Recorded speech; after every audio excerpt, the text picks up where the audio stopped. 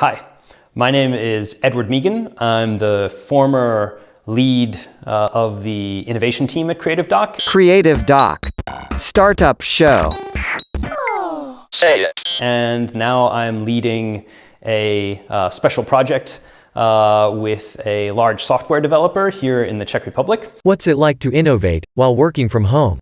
For the past few months, I have been working from home because our client is entirely switched to home office during the pandemic. And it is quite a bit easier to manage. I think quite a bit easier to manage work from home when the client is also at home. I think one of the things that we've learned in remote working is that the quality of work when it's done remotely is better when everyone is kind of on the same level. So if you have more people in a room, it's natural for those people to ignore the people on the conference call. It can also be hard for the people on the conference call to hear the people in the room. And so in a way, this is kind of about matching the client's ways of working. So I've been here at home and also working with a whole set of Creative Doc people. What's an American doing in Central Europe? So I guess it happens to a lot of Americans. Maybe we're looking for adventure. I guess that was my case. So I thought I would come to Central Europe and teach English for a few months, and it turned into 24 years. So there's a lot of adventure here.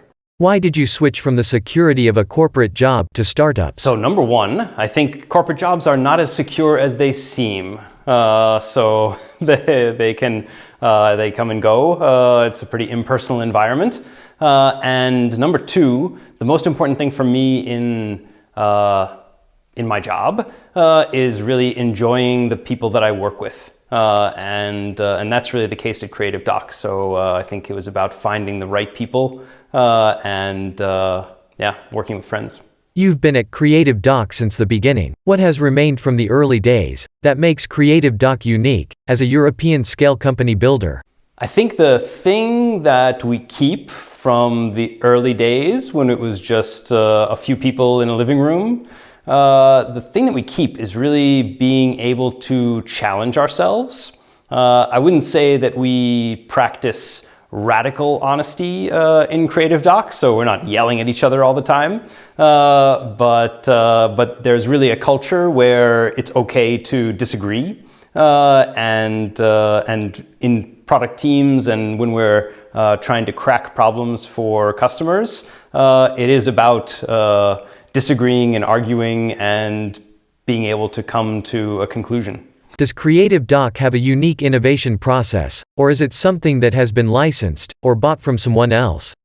Creative Doc created its own way. So I would say our way is based on public knowledge and best practice in startup development. So we are using elements of design thinking and especially the lean startup process. So those two concepts inform the way we do things, but we have adapted those processes and those ways of working to our own unique conditions and use them in different ways on every project, really. So we're combining those two toolkits in unique ways. Can you say more about how our innovation process works? Yes, I can. So the way we approach innovation is number one from the customer perspective. So for us, it's important to get into the customer's shoes, and that's where we use the design thinking method, which is really based on number one, having in-depth discussions with potential customers, trying to understand their perspective and gain some empathy for this customer perspective. And then based on that, we can use our business knowledge, the specific technical experience of the teams, and other inspiration from benchmarking and experience building startups to create some creative solutions to those problems. I'd say that's one of the first ways that we work. So that's how what we call cracking problems. Then we actually build these solutions and create minimum viable products to test whether our solutions make sense. And that means that we are validating our ideas directly with customers. So minimum viable products do not become bigger products unless customers react positively to them. What are the most problems that companies want to solve in the corona pandemic era here? What has changed since the corona pandemic is the urgency of digitalization. I think that clients who before were on the fence or just digitalizing small things are now ready to go further and really digitalize entire processes and entire departments, entire areas of their business. And so that's something where we are actively helping customers both to digitalize existing processes and also rethink their products and how they can be delivered remotely. The other thing that we find working with customers now, or clients, is that we are, based on the fact that we are, let's say, doing more projects more quickly, we are able to model ways of working remotely for them. So showing them how to do research remotely with customers, and also work with new tools like Google Documents, which a lot of corporations are not working with yet, or Miro whiteboards, so things like that. What is the main blocker for innovation in corporates? Corporations have trouble innovating themselves for a couple of reasons. I think the number one reason, though, is probably that it's very hard for a big corporation to allocate the right resources and funds to internal teams to build something that doesn't have a guaranteed revenue or business case.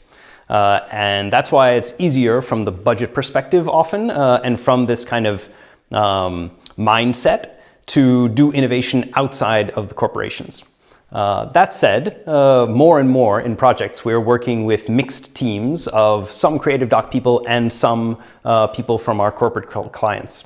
So I think that this really shows a recognition among our corporate clients that it's really important to start insourcing this innovative mindset. What kind of profile is best for an innovative person? And what kind of people are you looking for in Creative Doc? So I think there are two things that we look for at Creative Doc when we're looking for innovators. Number one is curiosity. I think that this is the base for innovation, because innovation comes out of asking questions, especially of people, but also asking questions of your colleagues and trying to challenge business models, and that's all about curiosity. The other thing that we look for is a kind of fearlessness. And that means that you're not scared to try new things, and that might be something really simple like going out and trying to sell some new product on the street to test interest in it. It might be trying to organize business meetings for a product that you just thought of. But it's also about having a fearlessness in your attitude towards trying new things in the business sense. So being able to really rethink standard business models. What are some of Creative Doc's most successful products? So I would say, for sure, the first set of really successful products that we had were fintech products. So we developed the Zonky peer-to-peer lending platform. We also developed a online payment system based on instant credit checks for eShops. And the credit checks were not your traditional credit checks, but actually based on your behavior on the eShop. And that was originally called Kupnaisto and was eventually bought by Mall and now is called MallPay. Some of our other successful products include HoppyGo, which is a peer-to-peer car lending platform, something like Airbnb for your car. And that was something we developed for Škoda Auto Digilab and is still operating in the Czech Republic and expanding in Central Europe. other, and then I should also mention Mutu Mutu, which is a unique life insurance product or unique insurance product for active people that provides a simple life insurance that actually gives you benefits for taking care of your life. So if you lead a healthy life, eating right and exercising, you track that activity on your phone and you get a discount on your life insurance. Have you ever wanted to continue with a business, instead of constantly restarting and inventing new businesses? And the answer is yes. It has been occasionally something that I've thought about to continue with a business. I think I've been lucky to develop a couple of businesses over roughly 2 years and really see those businesses to a point where you could call the business as usual. And so that, for me, I guess personally, has been enough to kind of be the midwife until you get to something where, every day is not exactly the same, but more or less the same. And ultimately, the most exciting thing for me is talking to customers and inventing new things. So yes, I always fall back to the creative part. Was there a change when Creative Doc expanded beyond the Czech Republic and became an international company? Yes and no. So I think that we have managed to keep the internal culture, meaning the way that we challenge each other, and also the process that we use for innovation. I think we've managed to keep that as we've expanded internationally. At the same time, I think I have actually, as a foreigner, come to appreciate more and more the golden Czech hands. And so you can definitely feel a kind of difference in the approach of Czech people in Creative Doc versus especially Western Europe. I think there is definitely a kind of different mindset. And it can be a challenge for us to agree sometimes and to talk together and understand each other. But I think the key to us doing that is actually the boot camps. So really hiring the right people and spending the time during the hiring process to make sure that we are able to communicate and really understand what each other means. When you're scaling a company on an international level, how do you deal with cultural and language differences to make it work? This is a big challenge when we are scaling businesses in Europe. So there are certainly similarities between the cultures in Europe, but there are serious differences. And I would say that there is just a wide variety of challenges that you face. So for example, we have developed several businesses on the German market.